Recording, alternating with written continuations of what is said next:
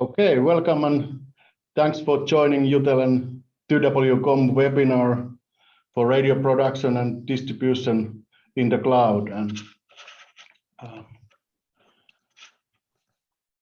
this is our second webinar on the topic. On the first part, my colleagues from Jutel, Jorma Kivelä and Olli-Pekka Lukkarinen will introduce the RadioMan radio broadcasting platform. After that, Anke and Perry from 2W.com will present the MoIN software for distribution. And then after that, we will hear Brian Wilson's experiences from radio production and distribution in the cloud from video. Brian gave a good speech in December, and we will hear that again. And then at the end of the webinar, we will have some time also for questions and answers. But now I will give the stage for Jorma Kivelä for the Jutel part. Okay, thank you, and welcome to this webinar Jutel part.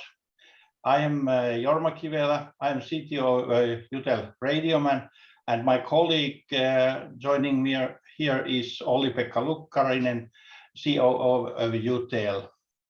Jutel is one of the most experienced radio automation solution providers in the world. The customers are typically national radio and commercial radio broadcasters, major ones. And today we are talking about our next generation RadioMan solution that is cloud native radio broadcasting platform. With the cloud native broadcasting platform, we mean that all the broadcaster operations can be run as a service from cloud anywhere with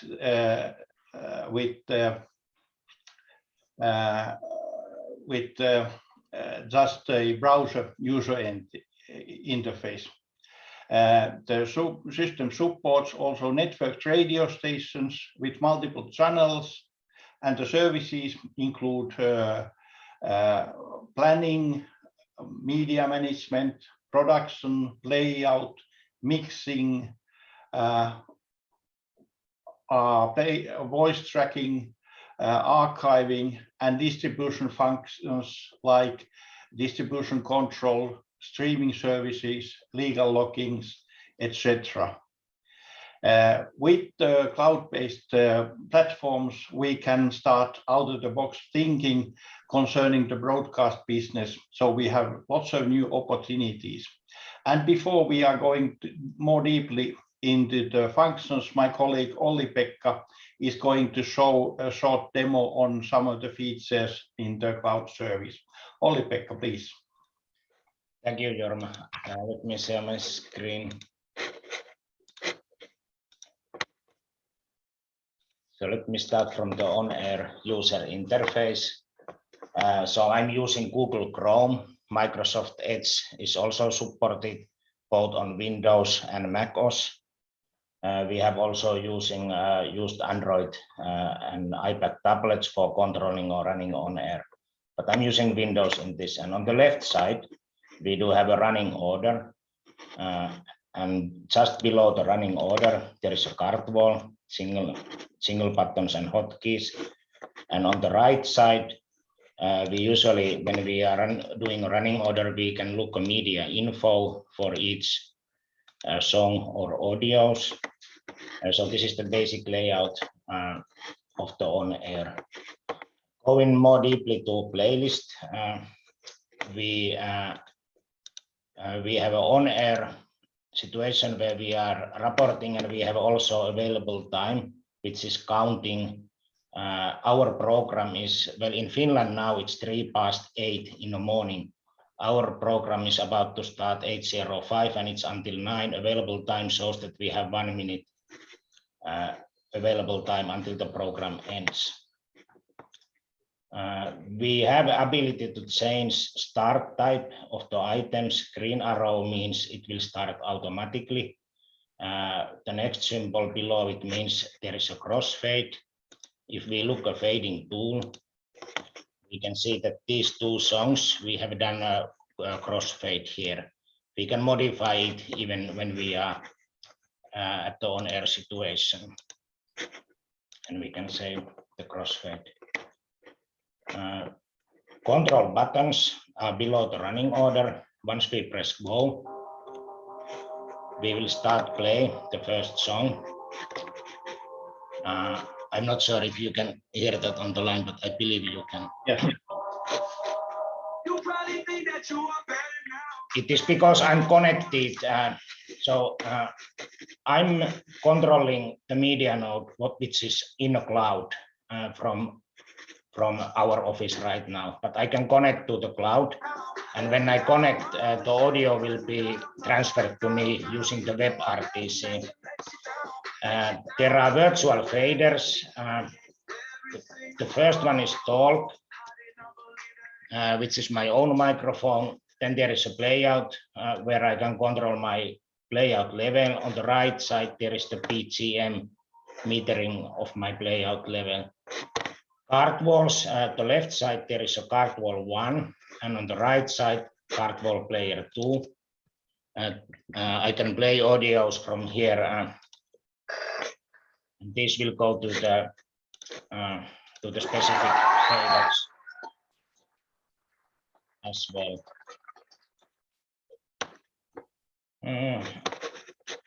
I can do voice tracking even when I'm on air. If I want to do voice tracking here, I will again open my fading tool. I will look the specific location where I want to do voice tracking between the two songs. I want to do voice tracking here.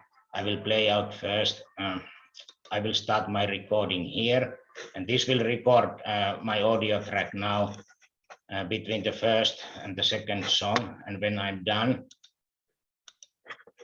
I can save the audio, and this will go to the playlist to that location. So there is my 11-second or 10-second audio. I can pre-listen it. Okay, I'm happy with that audio, so I will keep in the running order.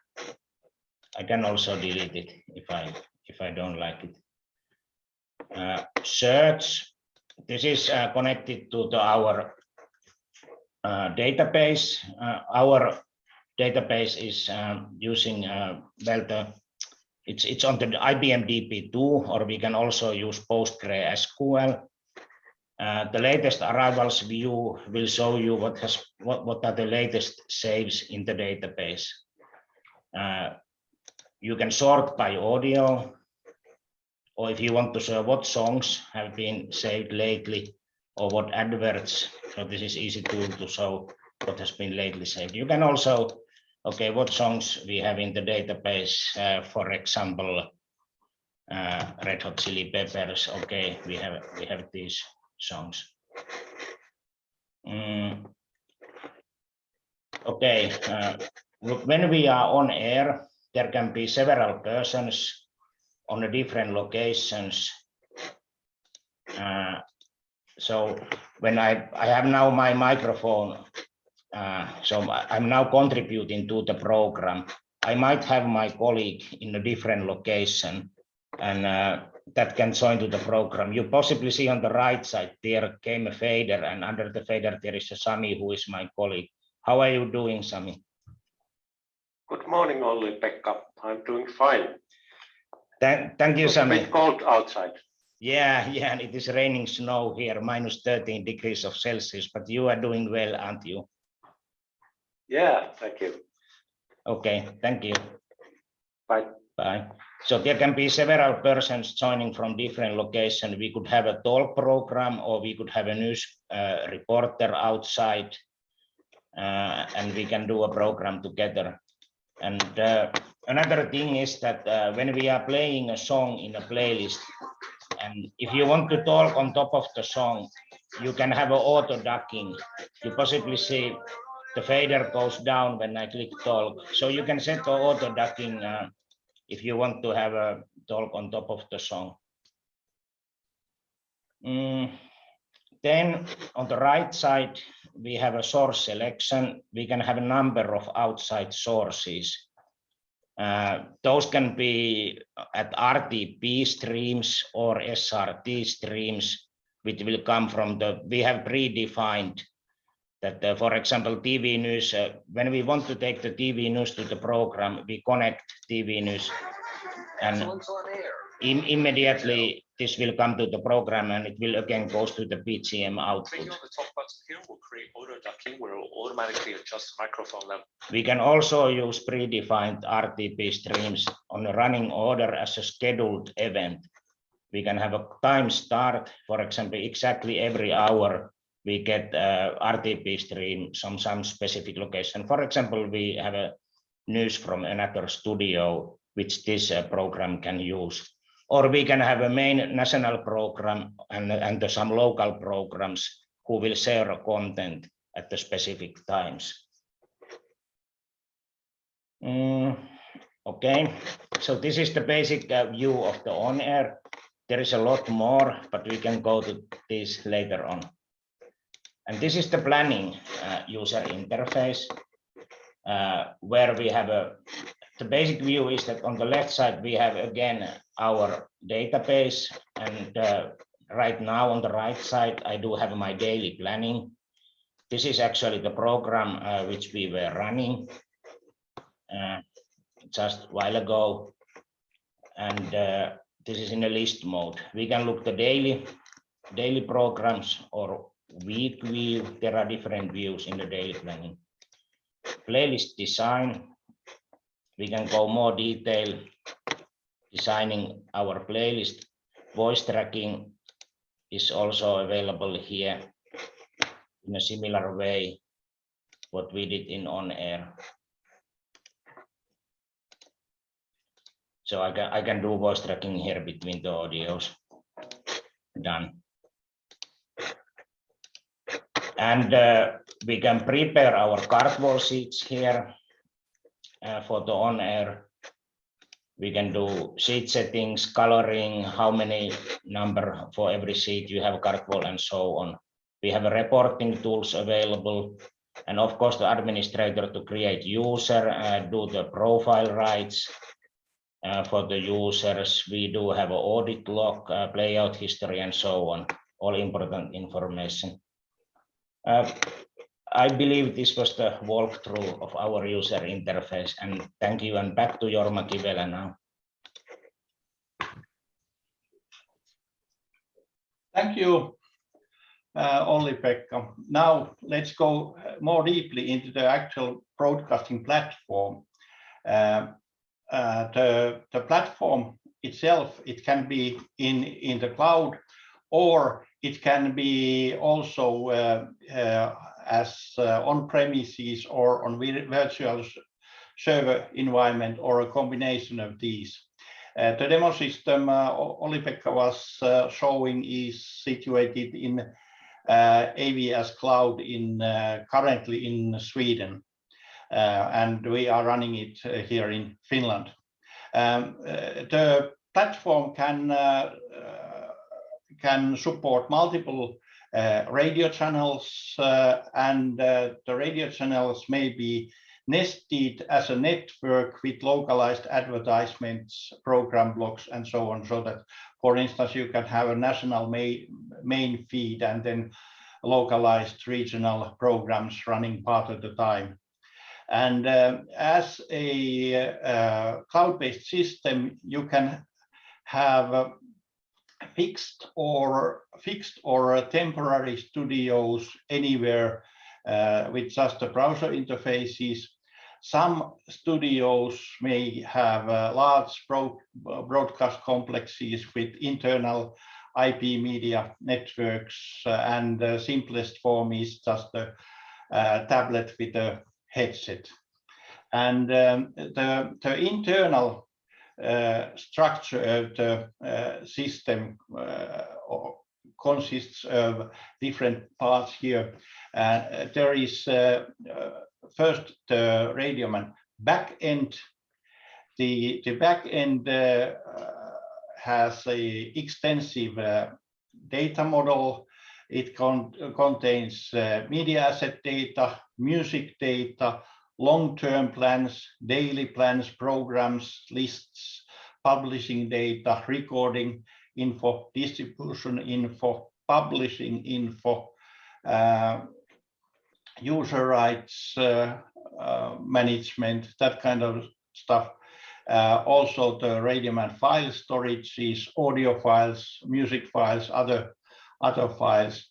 And then the back end also contains different file transcoders, level, for instance, EBU R128 leveling, and all the back end architecture is based on the REST API.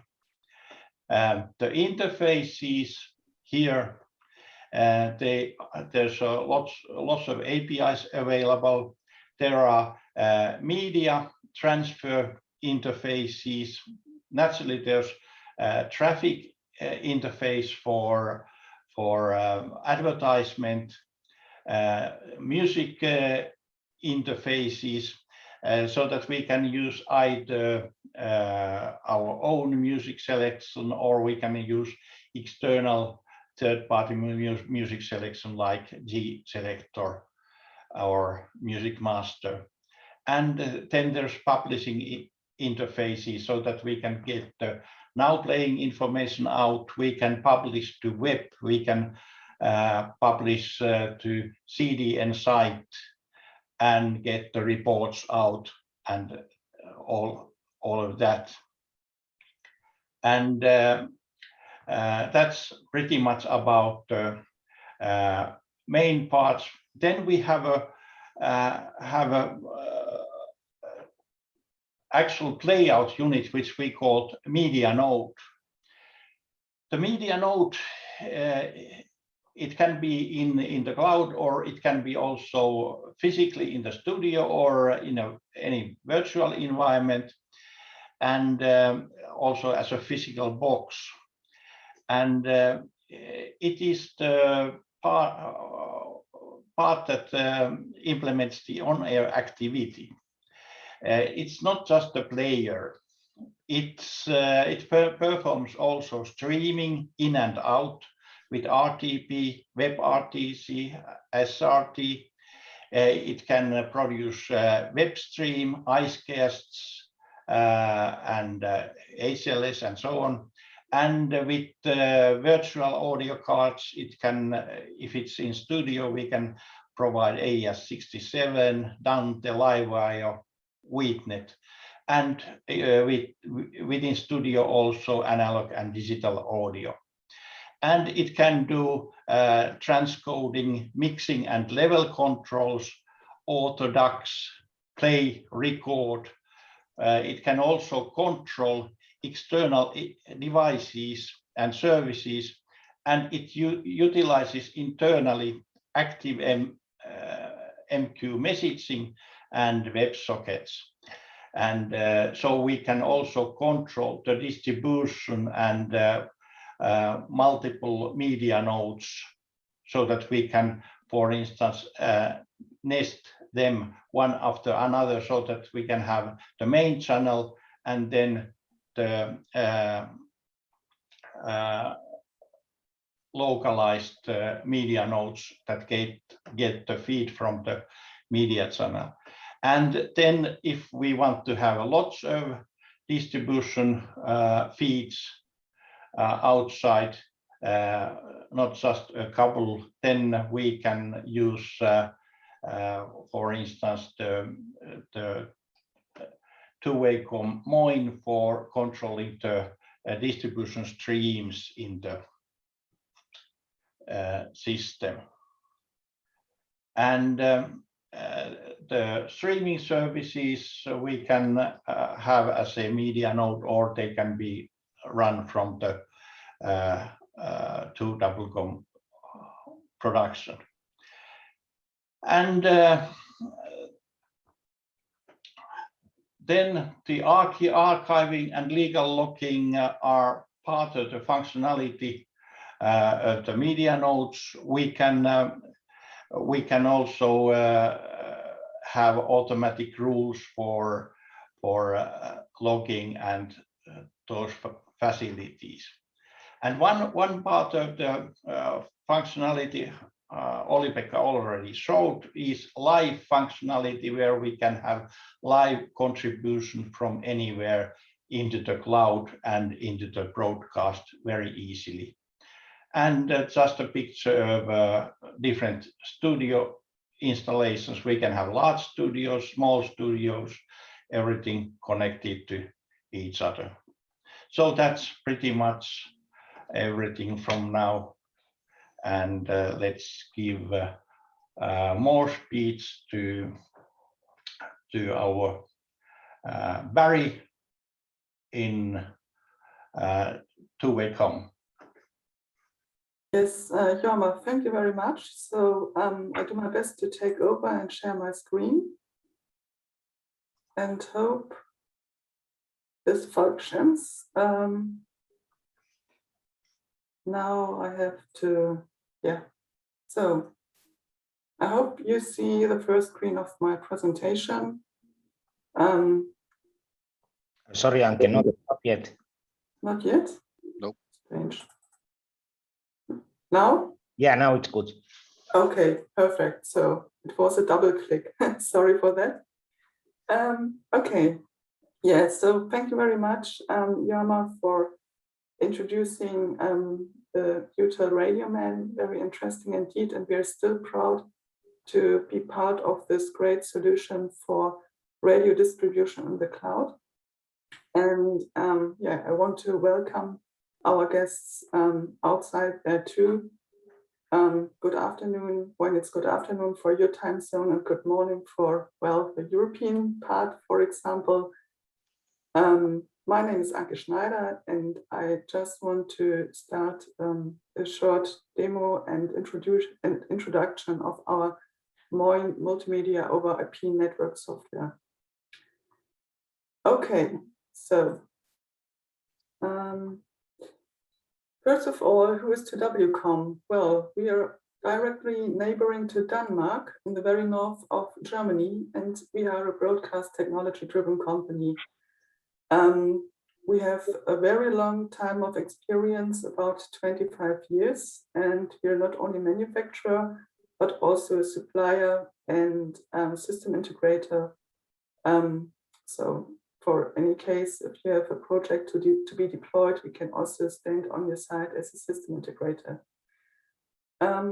We are very experienced because our staff is containing 75% of engineers for development, support, and after-sales service. And well, just have a look at some people of our team. Yeah, when I look at this picture, I became a little bit nostalgic because this was the IBC 2019. And I'm really hoping that we're going to see some of you joining this webinar, perhaps this year, perhaps next year, again, live at the IBC or the NAB or any other event. Let's have a close look at the portfolio of our hardware. We have audio over IP solutions for hardware. It's the IP4C codec, IP8E encoder, and a multi-channel codec. We even have solutions for MPX over IP. Very interesting indeed, because we can generate the MPX signal and we can distribute it. And we can even distribute it not only via IP, but also via satellite. So in any case, a solution if you just want to ensure the signal is not touched anymore at the transmitter side. Yes, we have also FM and DAB solutions, a very well-known satellite series with the FlexDSR audio over satellite products.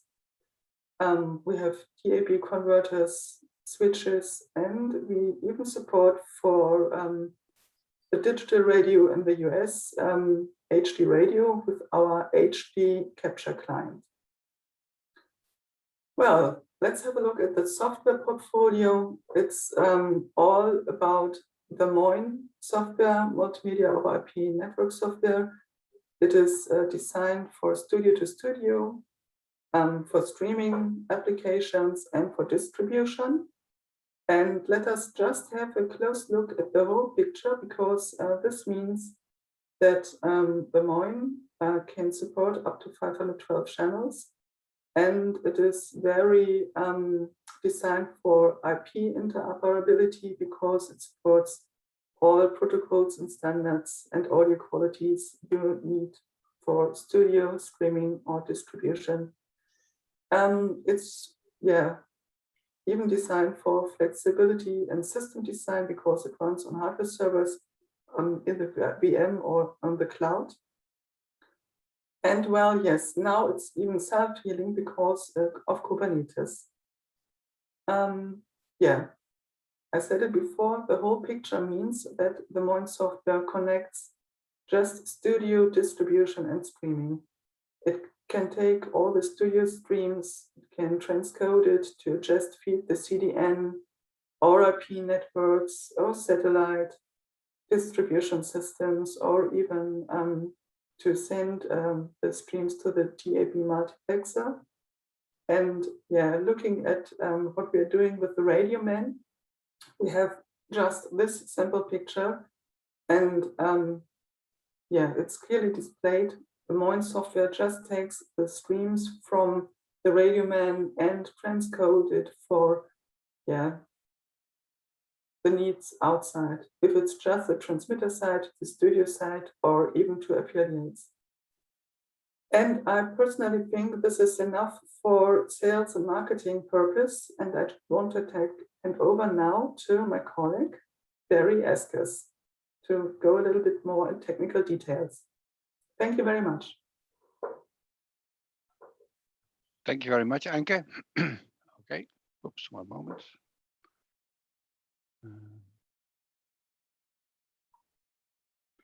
Okay, yes. Okay, let me continue. Thank you very much, Anke, for the introduction. So now I shared my screen. I hope everyone can see it. I think yes. So hello, my name is Barry Eskes, and I'm a global sales manager at 2W.com. And let me guide you through the technical part of this webinar. So no worries. I will try to make it as simple as possible so everyone understands what we're going to talk about. So let us start at the beginning. What does MoIN mean? It does not only mean media over IP network. It's also a German word which means hello or bye or goodbye. It was originally just used in the northern part of Germany and in the southern part of Denmark. And there are also other languages with similar words. The cool thing about MoIN is that you can say it at any time of the day and to any person. Our vision behind MoIN is that we build an audio product that can talk to every codec and to any audio over IP software in the market. And that is still our vision until today, interoperability. And since actions speak louder than words, we have built in a lot of protocols in MoIN. You must not know every one of these protocols, so no worry, we're not going to ask you after this webinar which protocol is which one. But just to name a few, here's AES67, Ravenna, Livewire, SMPTE 2110, which is probably the most known audio over IP protocols. Of course, we also support DVB transport stream, which is used for satellite networks. As you can see, we have a very big list of codecs like PCM for uncompressed audio, Enhanced aptX, MPEG Layer 2, MP3, and all AAC variants. Also, the new AAC-X high efficiency codec and Opus are included. The interesting thing is that all of them are included, so free of charge, except for micro-MPX and Dolby. The reason is that we have to pay a fee for that to the license holder. Also on the management, you will find the most modern tools available. When it comes to controlling our devices, we also try to be as much as possible tied to the broadcast standards. Let us cover some basics of the MoIN, for example, the software stack. We are able to run MoIN with any number of audio channels. It really just depends on your hardware. Just to give you an idea, on one virtual CPI core, we can run around 10 stereo audio channels, up to 40 stereo audio channels, depending on the codec you're using. So our worst case is 10, our best case is around 40 codecs of transcoding on one virtual CPI core. The software is available as bare metal image. That means you can install it directly on a hardware server. You can also use the same image to install it in a virtual machine or a VMware Proxmox or whatever hypervisor you choose. Or you can dive even deeper and install it on a Docker layer within one of your virtual machines, or just use our Kubernetes deployment to deploy it also into a Kubernetes cluster that you run. And since we are having Kubernetes, we can also provide MoIN as a cloud service. Of course, then you can run it on premises or in the cloud. And you can choose, depending on your security measures, where you want to run this.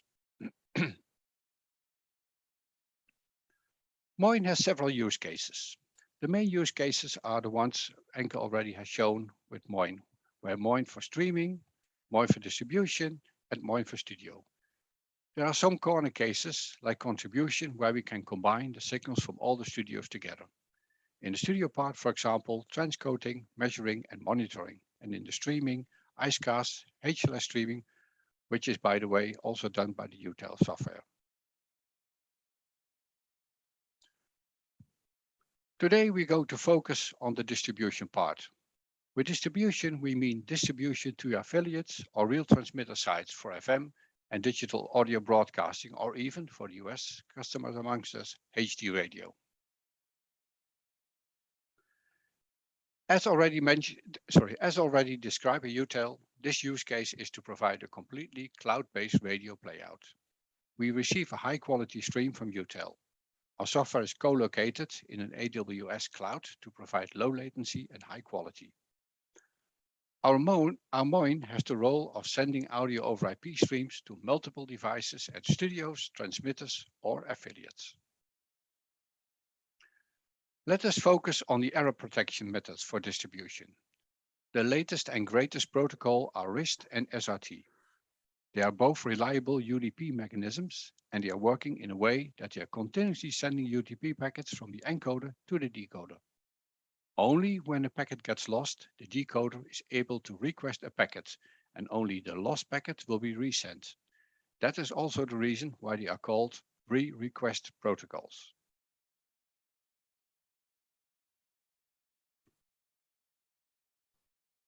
It is a very nice method compared to TCP/IP, because you don't have the handshake overhead. They're not constantly asking, oh, do you have received a packet? Packets are only requested. That's also the reason why SRT is good in cloud environments, because it has a so-called caller mode. That means it can work through firewalls and call any destination and ask, hey, please send me your audio. Or it can send audio in the same way. This is a very nice secure environment, because the ports are only opened when you're calling and not opened all the time. RIST, in contrast to SRT, works with RTP and not on UDP levels, so it has all the benefits of RTP timestamping. It is possible to use multicast and audio synchronization. Both protocols providing best protection at lower bandwidth compared to forward error correction. That is a very general phrase, because in some corner cases where effect might be better, but in general, you want to have a decent protection at less bandwidth and latency than forward error correction.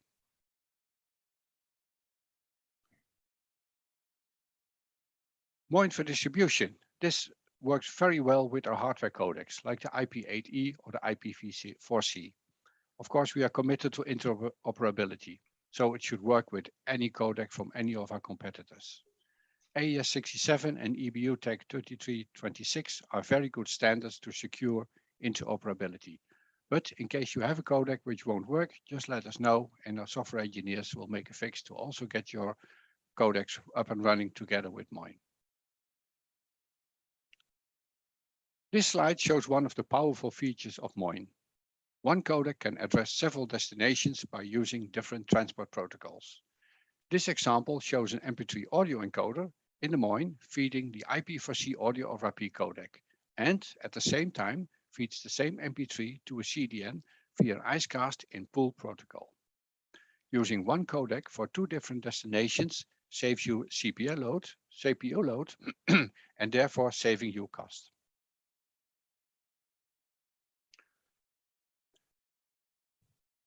What we heard a lot is the expression cloud native. What does that mean?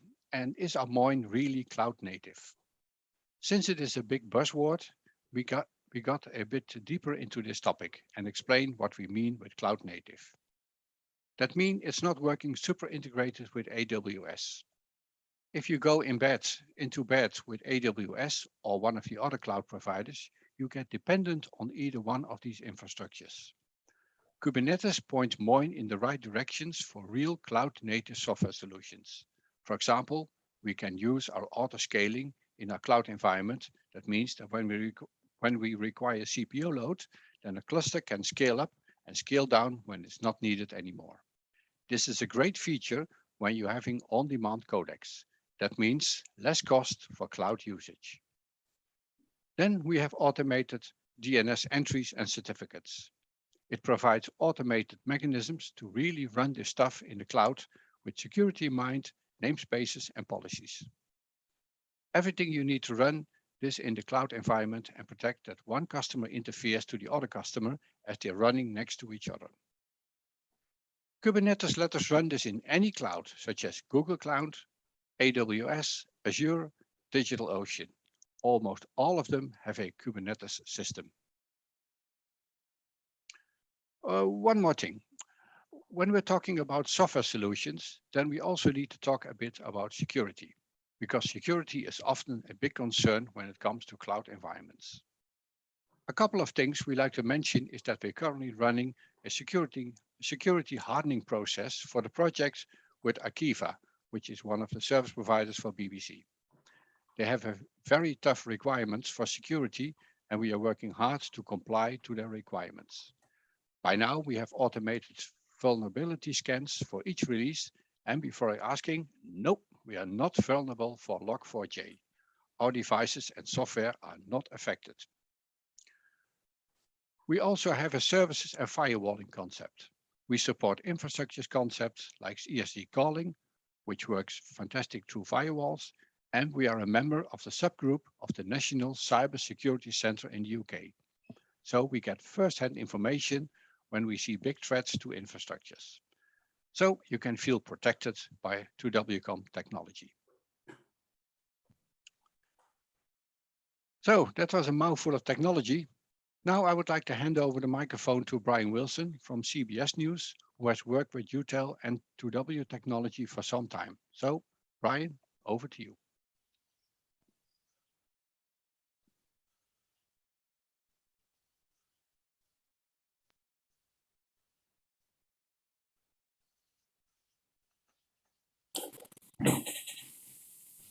Okay, Leif, thank you very much. My name is Brian Wilson. I've been a broadcast engineer for about 45 years, so I've seen everything from non-computers in the broadcast industry through computers and huge hard drives and, and then, digital audio, AES, analog, and then audio over IP, and then basically us living in an IP world in the broadcast industry. So anyway, when the pandemic hit back in March of 2020, right now we're working for, national broadcasters doing national newscast programming stuff, and from a network perspective. So we feed to a satellite provider who uplinks, our programming through a satellite provider. So, and they're located in another part of the country. So initially we thought the pandemic, as everybody else did, was only going to last a couple of weeks, a couple of months. We didn't know what the deal was. So we have bureaus around the United States. So we kind of moved our operation to another bureau. And that wasn't really being hit by the pandemic. And at that point, we had anchors using IP codecs, VPN, and we're able to go back to our main studio, one of our main studios that we switched our operations to. So that looked like that was going to work in the short term, but then we realized, long term, we're going to need a solution now which was a cloud solution because it looked like things were getting shut down. People were not going to have to work from home. So we needed to find a way that we could provide the functionality for anchors and copy editors at home to match their on-premises workflow. You want that workflow to be very similar or as close to what you can do from home as you could do from your main studio. So we're able to find a web-based cloud solution that would provide all of that functionality that we needed: content creation, automation playlist, walls, so we could play our news actualities, a virtual mixer to mix everything into a good sounding broadcast. And the big fact was that this was web-based and did not provide people to actually have to load applications. As we know from a security perspective, loading applications on a company PC can be difficult. Everything has to be vetted through IPsec and a lot of other things to make sure for vulnerabilities. But the fact that this was totally web-based made the implementation a lot easier. So the products were there, but weren't there yet. So we still had to take that final mixed product in the cloud and transport it to our satellite provider, which another step, in the chain. But now that we had all the piece parts, biggest thing we had to consider now, end-to-end latency. When you're dealing with the IP transport packets, it's IP latency. So we first worked with measuring that latency from the anchor's home to the cloud and through the cloud software application, and in each step we looked at what data rate we were using, what algorithm we were using for each part of the process, because we wanted to have the required audio quality, but then we had to measure to see if the latency was acceptable. So it took many reiterations and a lot of testing, down to hundreds of milliseconds for each part of the process, as we were looking at to see where could we cut down latency, even if we got a tenth of a second, a couple of tenths of a second there, a couple of tenths of a second there. As you start adding that up in the chain, you can make your overall latency, a little bit more desirable. But we started to find, as we continued our testing, that when you do these tests, you want your latency at least to be predictable. And then we found that, depending on how long a connection was up and stuff like that, we were finding now that latency was not consistent and not predictable. So that started to make things a little difficult. So we found some solutions for that. And so that we were able to take that cumulative latency, within the cloud and, kind of make it, somewhat acceptable. So we got it to that point, but then that was only through the cloud, to our cloud system. We had our last part of our chain, which was to take it from the cloud and then send it to our satellite uplink provider, which was located in a little part of the other country. So once again, we had to test that link for latency, and because if you've got this great cloud solution, but your last mile isn't robust and reliable, then it's really not a workable solution. You really have to have a full end-to-end solution. So initially, we were doing this via an MP3 RTP stream, and that worked okay. But the reality is long-term reliability was an issue, since a stream like that really has no error correction. So then we looked and we found the solution then using Opus with SRT as the transport protocol. And this actually has been proven to be a very reliable transport protocol, with its use of ARQ. And as Leif mentioned, you get the benefits of TCP in your UDP stream, making it, more robust and reliable. But of course, that benefit of reliability is offset with some additional latency, since for ARQ to work, you must add a little bit of an additional buffer delay to allow those retransmission of lost packets. So you really needed to work that trade-off of reliability and latency. And of course, as all the engineers in broadcast will know, that is your constant trade-off dealing in the IP world, reliability and latency. If latency is not an issue, then you don't really have to worry about that. But when you're dealing with real-time audio and you're trying to hit posts and stuff like that, you really have to take latency into consideration, in your flow chain end to end to make sure that it's going to work and it's going to sound smooth.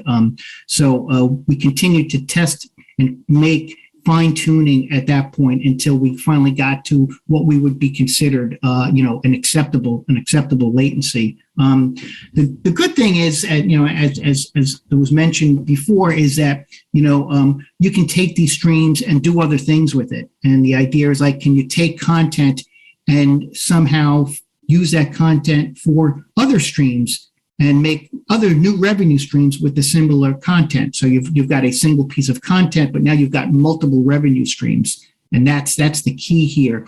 So with our cloud solution and SRT transport, where we're able to take that same newscast content, but then replace the commercials with different ones that we from our organization can traffic. So we can now create traffic schedules from a traffic software, merge it into the cloud with an automation playout schedule.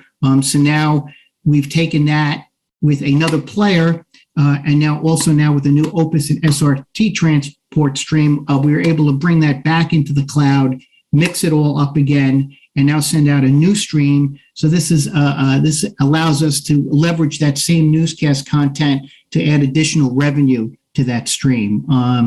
So the key to all of this is that the solutions now has given us the ability to originate anywhere in the world. I mean, typically prior to COVID, we did newscasts from our main studio, wherever that be, in New York, Washington, since we're US based. But now we particularly have people doing it at their house, doing it while they're on vacation, or if they're reporters that have to go to other parts of the world. We've had people do it from Southeast Asia. We've had them to do it from Mexico. We've had them to do it from Europe. And they're actually able to do their live newscasts from a hotel in a conference room where we could secure, a good space that was going to be quiet.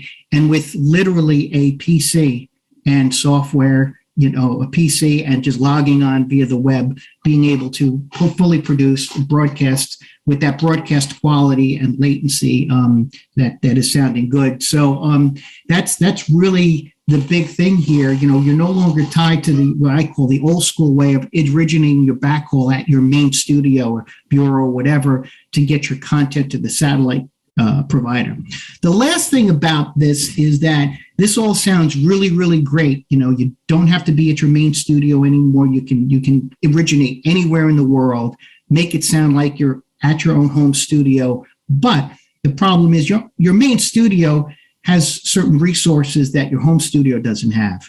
That might be power, internet. You really don't have to worry about air conditioning and stuff like that, like you do at a studio. But the biggest two things that we saw were power and internet. At the home, you're at the mercy of your power company, and you're at the mercy of your ISP. Most people don't have dual ISPs at home. Obviously, in a lot of these broadcast solutions, if you've got a critical link, all of the vendors pretty much provide you now with dual ISPs to do dual streaming. So, you won't go down, hard from that particular point. But if you're at home, what do? So basically what we found is that for most of our major players that are a part of our network, we've provided a UPS for them. So now, they have a UPS that they will put their broadcast equipment through. So if there is a power hit, in most cases you're talking power hits. Sometimes you will lose power totally, but you'll take power hits. And of course, if you've got everything going through a UPS, and you don't need a huge set, you don't need, half a room UPS batteries, but any commercial thing where you can take a power hit or be able to stay on the air for a couple of hours with a decent sized UPS. And then the other thing that we've actually put in Anchor's homes is cellular internet.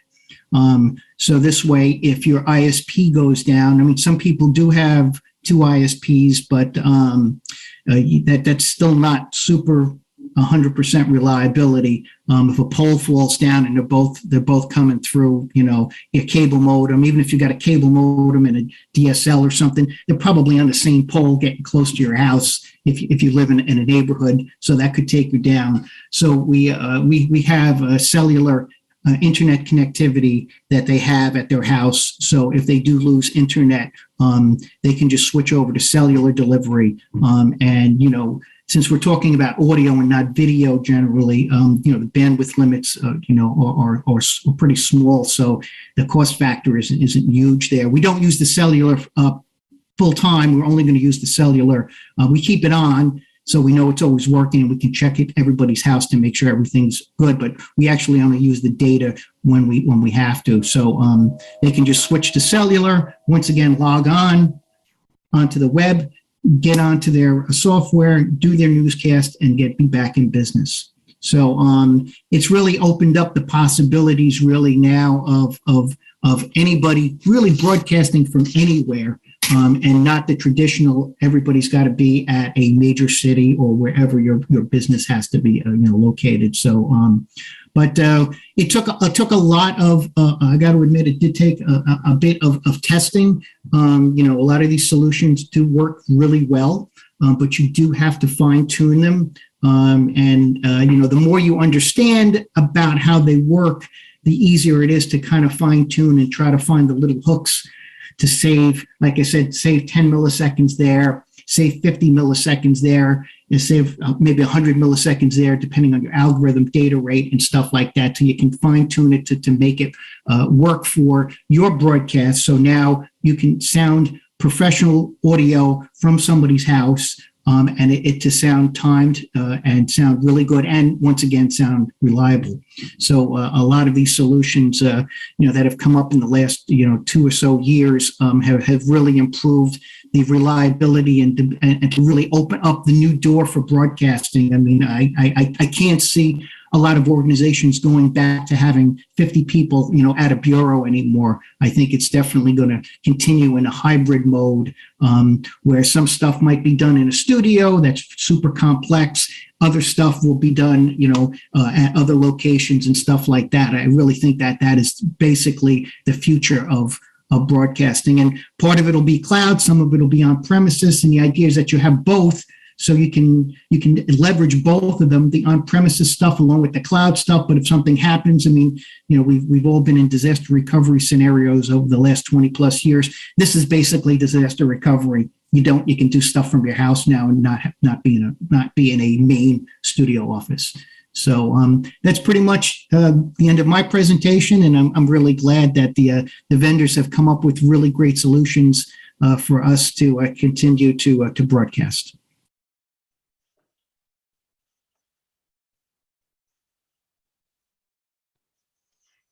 Okay, then we have some time still left for the questions and answers. There is a Q&A available in this Zoom application. You can use that if you have any questions, or I think you can also raise hand, and I can share also the ability to speak in this webinar also. So any questions? If I, Jorma here, if I comment a little on the delays and that kind of stuff Brian Wilson talked about.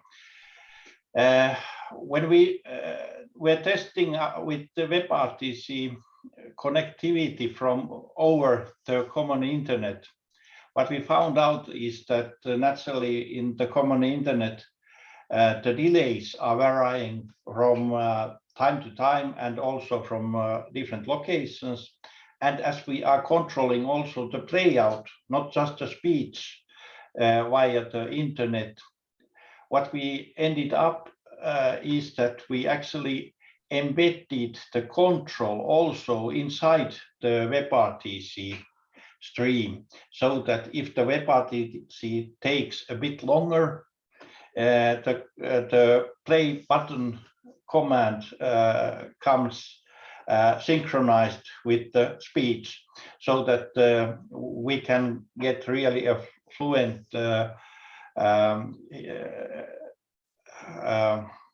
presentation. The delays with the Opus, what we tested where we got it takes about 20 milliseconds within the PC for Opus coding and that kind of. Then the connectivity between the PC or browser and the servers in the cloud, we took about 120 milliseconds when the round trip delay ping was about 55 milliseconds from Finland to Ireland, where we at that time had our AWS installations. And the servers in the cloud, they took about 20-30 milliseconds.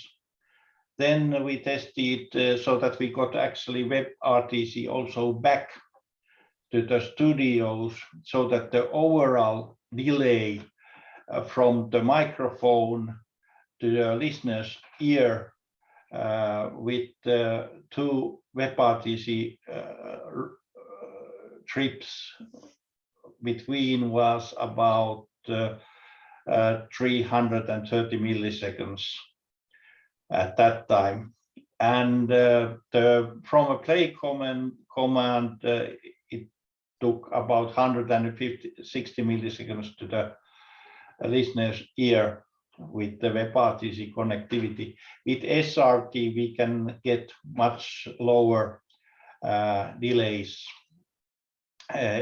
in distribution, but it depends very much on whether you are doing the cloud broadcasting very flexible way, so that you can have your studios anywhere, anytime, or whether you are starting to play with fixed studios connected to the cloud and so on. So it actually depends quite a lot on the total configuration. So that's comment about Brian's tests. Thank you, Jorma. And now a couple of questions from Leif Cipriani. How RadioMan Cloud works over satellite links where the latency is over 600 milliseconds?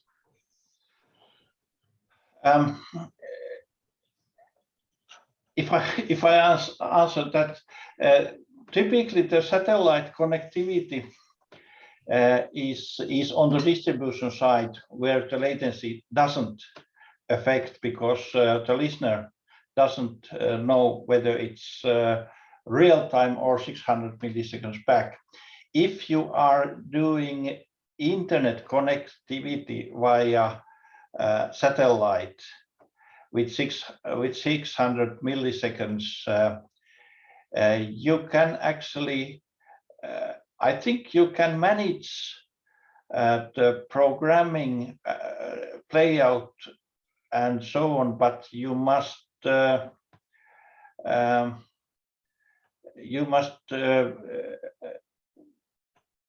be quite slow in your motions, so that you don't start tapping a rock concert or something like that. But I think for reporting and that kind of stuff, it could be used also on the production side. We have not actually tested so long delays on the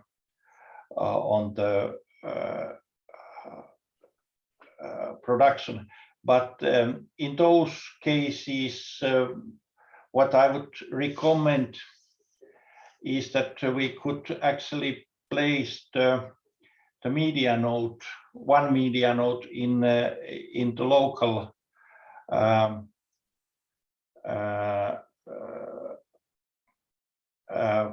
laptop and utilize that for the jingles and that kind of stuff.